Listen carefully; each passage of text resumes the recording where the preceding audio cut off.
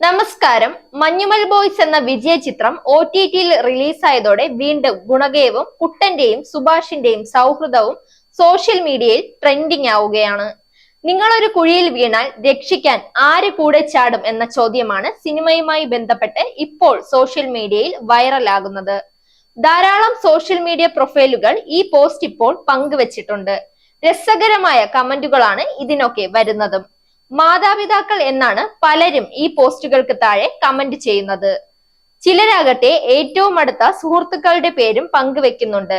എന്നാൽ രസകരമായ വസ്തുത എന്താണെന്നാൽ ഫയർഫോഴ്സ് എന്നാണ് ഈ ചോദ്യത്തിന് ഒരു വിഭാഗം ആളുകൾ കമന്റ് ചെയ്യുന്നത്.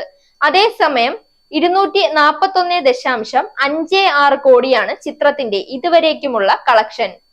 മലയാളത്തിലെ ഏറ്റവും അധികം കളക്ഷൻ നേടിയ ചിത്രം എന്ന നേട്ടം മഞ്ഞുമൽ ബോയ്സ് കൈവരിച്ചിട്ടുണ്ട്.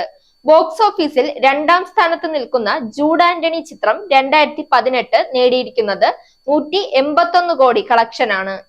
തമിഴ്നാട്ടിൽ ലഭിച്ച വലിയ സ്വീകാര്യതയാണ് ഇത്രയും വലിയ കളക്ഷനിലേക്ക് മഞ്ഞുമൽ ബോയ്സിനെ കൊണ്ടെത്തിച്ചത്.